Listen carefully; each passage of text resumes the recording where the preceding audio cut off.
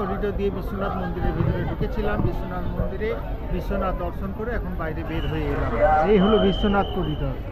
আমরা এখন দশাশ্বমেধ ঘাটে এসে পৌঁছেছি। আর দশাশ্বমেধ ঘাটে ভিড় দেখুন। আর এই হলো চক্রতীর্থ মণিকর্ণিকা। নমস্কার, সুপ্রভাত। আজকে 1 ফেব্রুয়ারি, এখন সময় সকাল 4টা। আমাদের গাড়ি এখন এসে পৌঁছেছে বেনারস। তো বেনারসের ভেতরে কিন্তু গাড়ি ঢুকতে দিচ্ছে না, তার কিছুক্ষণ আগে আমাদের দাঁড় করে দিয়েছে। আর দেখুন এসে দাঁড়িয়ে রয়েছে টেম্পু। আর এই টেম্পু চেপে আমরা যাব বেনারস। তার জন্য সবাই রেডি হচ্ছেন। সবাই রেডি হলেই আমাদের এই অটো চেপে আমরা ধীরে ধীরে সবাই বেরিয়ে যাব।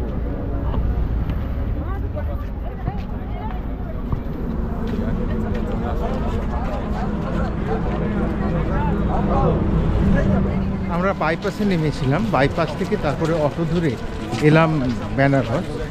বেনারসে আমাদের গধুলিয়া মোড় থেকে প্রায় 2 কিলোমিটার দূরে নামিয়ে দেওয়া হয়েছে। এখন আমরা গধুলিয়া মোড়ের দিকে হেঁটে চলেছি।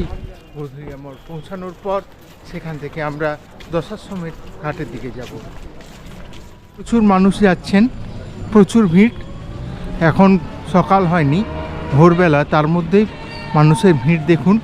মানুষের ভিড় দেখলে বুঝতে পারবেন মহাকুম্ভ ফিরতি যাত্রী এখানে কতজন এসেছেন।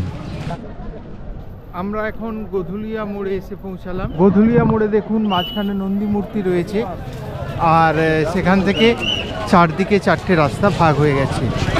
প্রচুর মানুষের ভিড় আপনারা দেখতে পাবেন। ভিড়কে কন্ট্রোল করার জন্য চারদিকে রাস্তাকে ব্যারিকেড দেওয়া হয়েছে।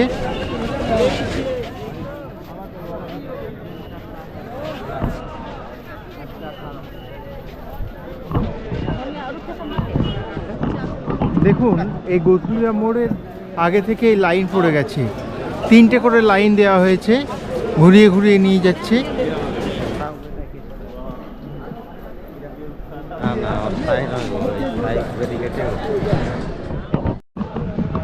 আর এই হলো কাশী বিশ্বনাথের দ্বার, পুরানো রাস্তা। আমরা যে রাস্তায় যেতে অভ্যস্ত সেই রাস্তা। মন্দির जाने का रास्ता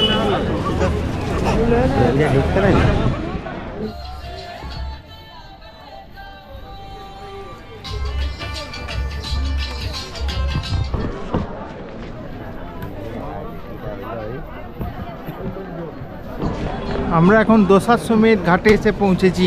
আর দশাশ্বমেধ ঘাটে ভিড় দেখুন।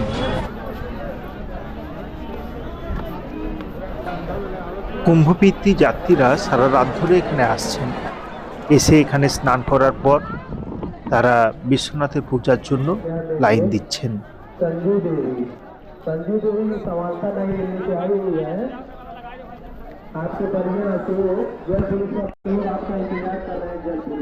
সামনেই রয়েছে সতী মাতা মন্দির।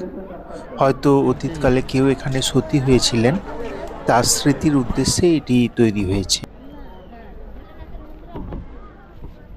দশাশ্বমেধ ঘাটে নামার পর দেখলাম সেখানে প্রচুর ভিড়। দশাশ্বমেধ ঘাটে স্নান করা যাবে না। তার পাশে পঞ্চগঙ্গা ঘাট, সেখানেও প্রচুর ভিড়। তার জন্য আমরা বাঁদিকে এগিয়ে আসি। বাঁদিকে এগিয়ে আসার পরে মিরঘাট পেরালাম। মিরঘাট পেরানোর পরে গণপতি গেস্ট হাউসের সামনে যে ঘাট রয়েছে সেখানে আমরা আজকে স্নান করলাম। এগিয়ে গেলেই রয়েছে বিশ্বনাথ করিডোর। আমরা চেষ্টা করব বিশ্বনাথ করিডোর দিয়ে ঢুকে বিশ্বনাথ মন্দির দেখার বা বিশ্বনাথকে দর্শন করার হলো। তার সাথে সাথে প্রচুর নৌকা চলতে শুরু হয়েছে। এখানে পুলিশরা খুব তৎপর অবস্থা রয়েছে, প্রতিটি মানুষকে সাবধান করছেন তারা যেন গভীরে না নেমে স্নান করেন। আর দেখুন নৌকা চলছে, তার পাশাপাশি গাংচিল। আর সূর্যোদয় হয়েছে একটু আগে, লাল সূর্য দেখা যাচ্ছে আকাশে।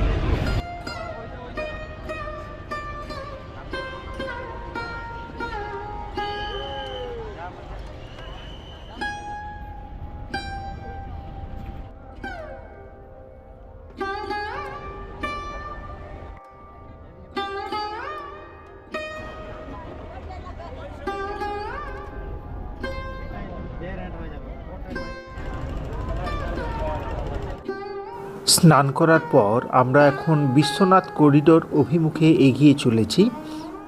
আমরা করিডোর দিয়ে ভেতরে ঢুকে বিশ্বনাথ মন্দিরে এখন প্রবেশ করব।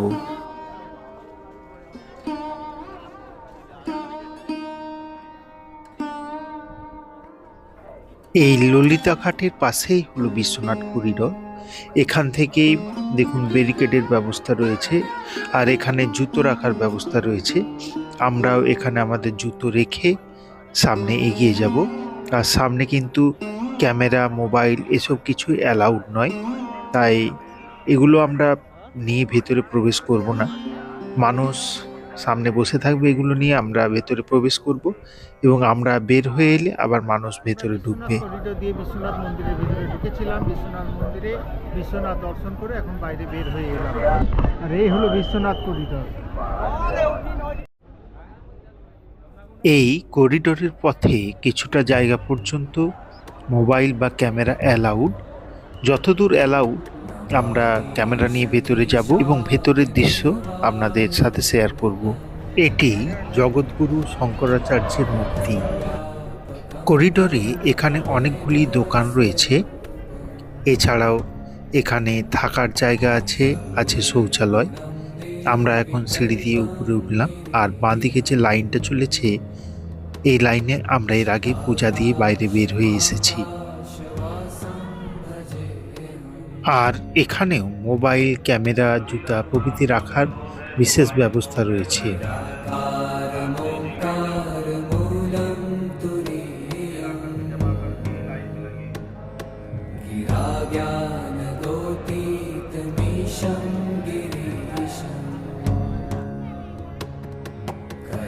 এর সামনের মূর্তিটি হল ইন্দোরের মহারানী অহল্যাবাই হোলকারের।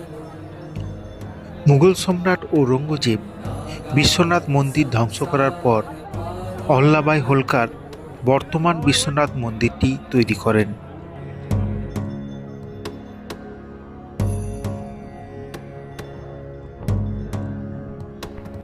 আর এটা হলো এই করিডোরের 1 নম্বর গেট, যার ভেতর দিয়ে আমরা এই বিশ্বনাথ মন্দিরের স্বর্ণচূড়া দেখতে পাচ্ছি।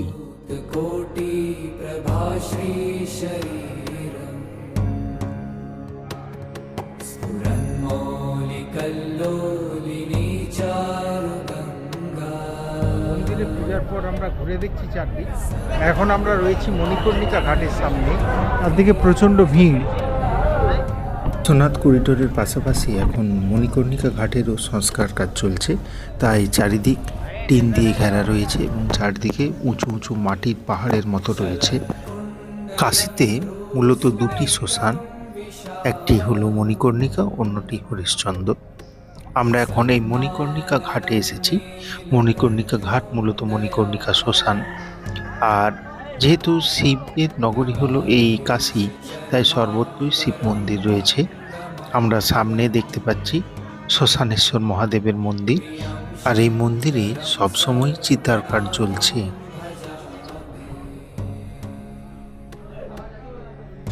যেহেতু এটা অন্যতম বড় শ্মশান, তাই এখানে মানুষের অন্ত্যেষ্টিক্রিয়ার জন্য প্রয়োজনীয় সমগ্র সামগ্রী দোকান চারদিকে রয়েছে। আমরা সেসব দোকান দেখতে পাচ্ছি। আর দেখুন কত কাঠ এখানে রাখা রয়েছে। এখানে মূলত কাঠের দ্বারাই সব দাহ করা হয়ে থাকে।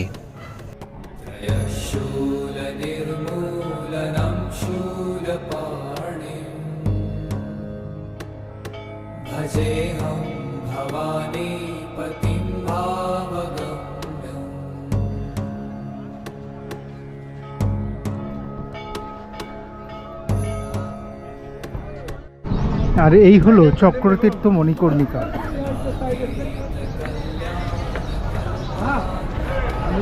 কথিত আছে এখানে মহাদেব স্নান করার সময় তার কর্ণকুণ্ডলের মণি পড়ে গিয়েছিল। সেখান থেকেই এই স্থানের নাম হয়েছে মণিকর্ণিকা। কাশীর অন্যতম দ্রষ্টব্য স্থান হলো এটি। এখন এখানে জল শুকিয়ে গেছে, না হলে এখানে জল থাকে। আরও একথা শোনা যায় যে যাদের সব এখানে দাহ করা হয়, মহাদেব নিজে উপস্থিত থেকে তাদের তারক ব্রহ্ম নাম শোনান এবং এর মাধ্যমে তাদের মুক্তি ঘটে থাকে।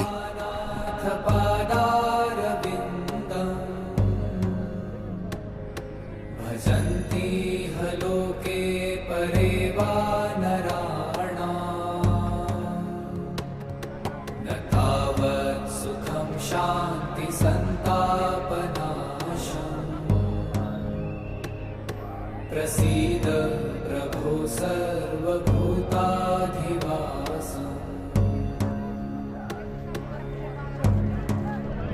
আমরা এখন মণিকর্ণিকা ঘাট থেকে বোটে উঠেছি। বোটে আমরা গঙ্গাবক্ষে কিছুক্ষণ ঘুরে বেড়াবো। এই মূলত মোটর বোট, এতে একসাথে 40 জনকে বসানো হচ্ছে এবং মাথা পিছু 100 টাকা করে নেওয়া হচ্ছে। আমাদের সবাইকে লাইফ জ্যাকেট পরতে দেওয়া হয়েছে। আমরা লাইফ জ্যাকেট পরে এখন বসেছি। আমাদের এখন ঘাট ঘুরিয়ে দেখানো হবে। বেনারসে গঙ্গার তীর ধরে পুরো এলাকাটাই ঘাট। একটা ঘাটের সঙ্গে আরেকটা ঘাট সংযুক্ত এবং প্রতিটা ঘাটের উপরে উঠেই কোনো না কোনো মন্দির রয়েছে। আমরা এখন এই মণিকর্ণিকা ঘাট থেকে বোটে উঠলাম। আমরা হরিশ্চন্দ্র ঘাট পেরিয়ে যাব ওসি ঘাট পর্যন্ত এবং দুপাশে দেখতে দেখতে যাব। ঘাটগুলো আমরা দেখব এবং আবার এখানে ফিরে আসব। আমরা এখন নৌকায় যাচ্ছি আর এক একটা ঘাট দেখে নিচ্ছি। জলটা দেখুন কত পরিষ্কার এখানে গঙ্গার। প্রচুর মানুষের ভিড় আমরা এখান থেকে দেখতে পাচ্ছি।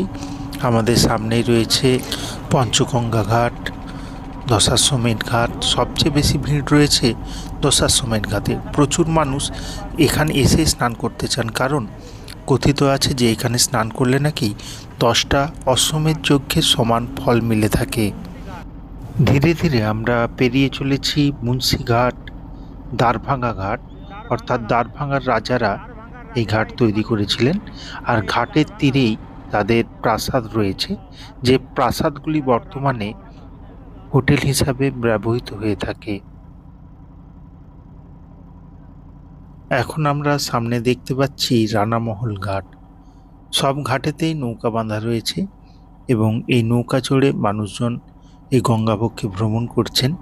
আর এই বেনারস অঞ্চলে যেসব ধোপারও রয়েছেন তারা এই গঙ্গাতে এসেই জামা কাপড় কাচেন এবং গঙ্গার তীরেই সে সমস্ত শুকিয়ে বাড়ি নিয়ে যান। আমরা আমাদের সামনে কয়েকটা হাউস বোট দেখতে পাচ্ছি। অনেকে হয়তো এখানে এসে এই হাউস বোটেও থাকেন এবং এতে থেকে গঙ্গার সৌন্দর্য উপভোগ করেন। এখন আমাদের বোট এসে পৌঁছেছে গৌরীকেদার ঘাটের সামনে। এই ঘাটে সিঁড়ি দিয়ে উপরে উঠলেই পাওয়া যাবে গৌরীকেদার মন্দির।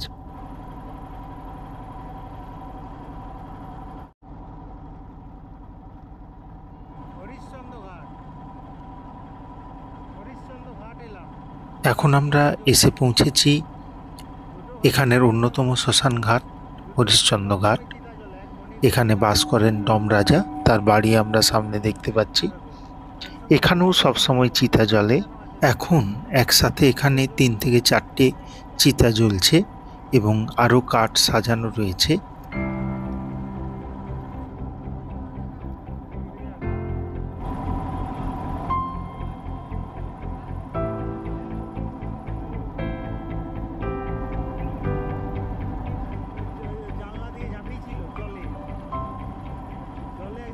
এই হলো চেত সিং ঘাট।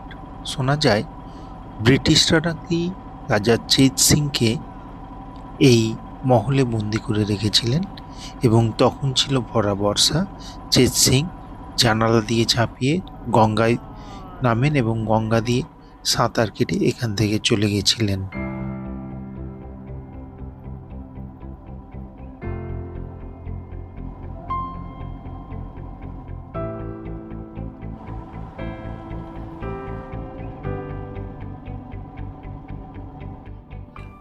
আমাদের বোট এখন ওসি ঘাটের সামনে এসে পৌঁছালো এবং এই ওসি ঘাটের সামনে থেকে বোট আবার ঘুরে গেল। আমরা আবার ফিরে চললাম। আর দেখুন প্রচুর গাংচিল রয়েছে, প্রচুর গাংচিল এই গঙ্গাবক্ষে ভেসে বেড়াচ্ছে। আমরা এখন নৌকা থেকে নামছি। নৌকা থেকে নেমে পড়লাম মেহতা ঘাট। মেহতা ঘাট থেকে আমরা উপরের দিকে উঠবো।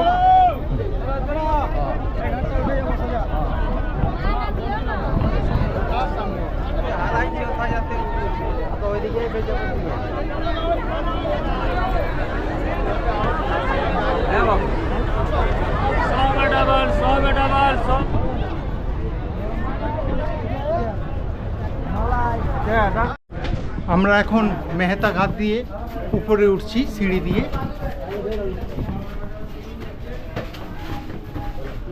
আমাদের যাওয়ার আছে কালভৈরব মন্দির।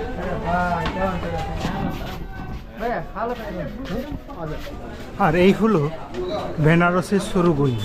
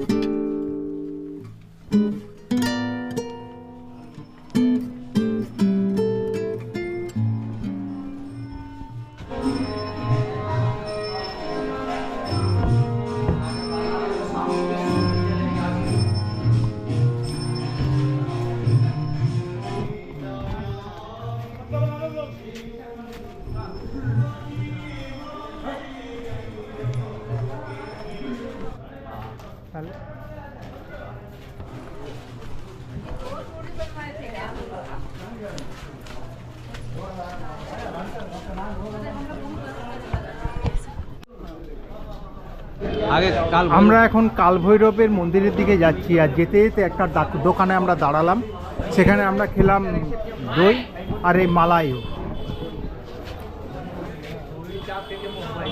কালভৈরব মন্দির যাব ঠিক করেছিলাম, কিন্তু রাস্তাতে প্রচণ্ড ভিড়।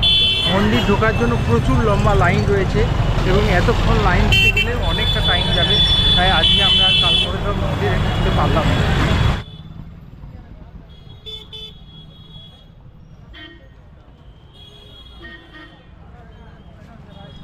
আমরা এখন পেড়া কেনার জন্য মদাগিন রোড দিয়ে এগিয়ে যাচ্ছি। এদিকেও কাশী বিশ্বনাথ মন্দির যাওয়া যায়, আর প্রচুর ভিড় রয়েছে রাস্তায়। দেখুন,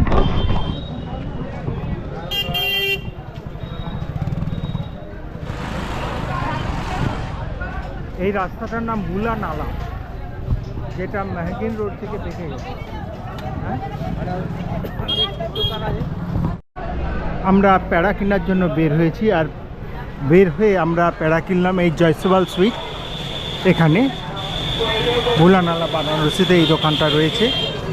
এখানে পেড়ার দাম হলো 400 টাকা প্রতি কেজি।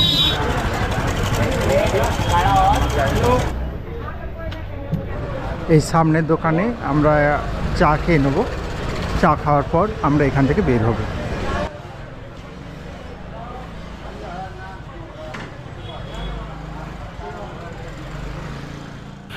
আর চায়ের পরে পান। আমরা এখন একটা পানের দোকানের সামনে এসে দাঁড়িয়েছি। বেনারসের পান খুব বিখ্যাত। এই পান মুখে দিলে সাথে সাথেই মিলিয়ে যায়। আমরা এখানে পান অর্ডার করেছি, আমাদের পান তৈরি হলো। এখানে দু ধরনের পান বিক্রি হচ্ছে, একটা 10 টাকা পিস, একটা 30 টাকা পিস। আমরা 30 টাকা পিসের পান অর্ডার করেছিলাম এবং যখন খেয়েছিলাম এই পানের স্বাদ অপূর্ব লেগেছিল। পান কিনে এরপর আমরা এগিয়ে চলেছি। আমাদের বাকিরা আমাদের জন্য অপেক্ষা করছে, আর রাস্তায় প্রচুর ভিড়, তাই এদিক ওদিক খুব একটা বেশি করা যাচ্ছে না।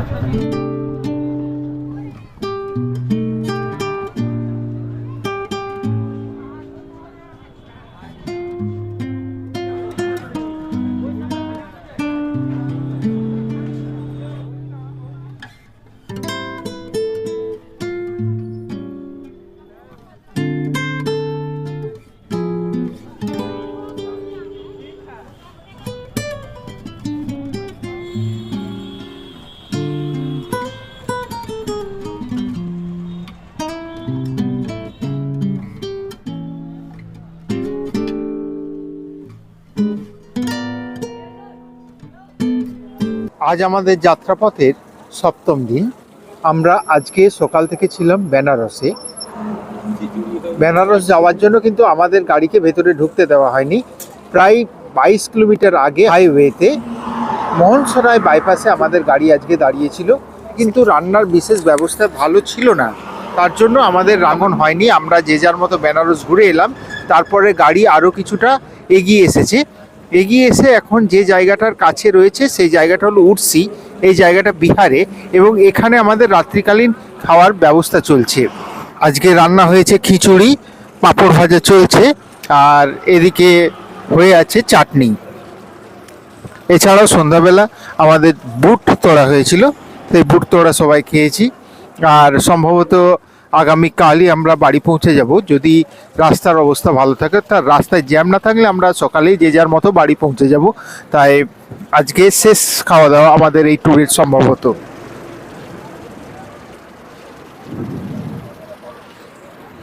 আমরা এই জায়গাটায় রয়েছি এনার বাড়ির সামনে, অর্থাৎ এই হোটেলের সামনে আমরা রান্না বান্না করছি, তার জন্য আমাদের কাছে একটা চার্জ নেওয়া হয়েছে। আর বাকিরা সবাই ওয়েট করছে, কিছুজন বাইরে বসে রয়েছে আর কিছুজন ওপরে গাড়ির ভেতরেই বসে অপেক্ষা করছে কতক্ষণে রান্না হবে। রান্না হলে খাওয়া দাওয়ার পরে রাত্রিবেলা আমাদের গাড়ি ছাড়বে।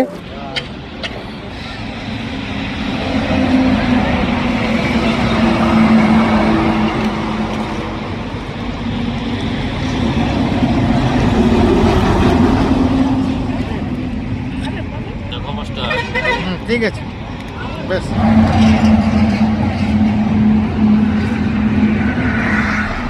আমাদের 7 দিনের যাত্রা প্রায় শেষের মুখে। আমরা যাত্রা করেছিলাম 26শে জানুয়ারি, আজ হয়ে গেল 2রা ফেব্রুয়ারি।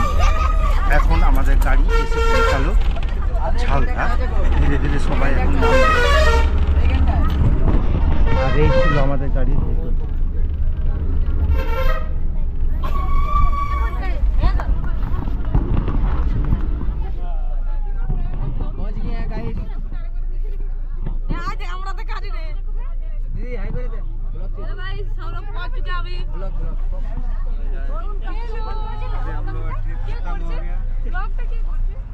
तो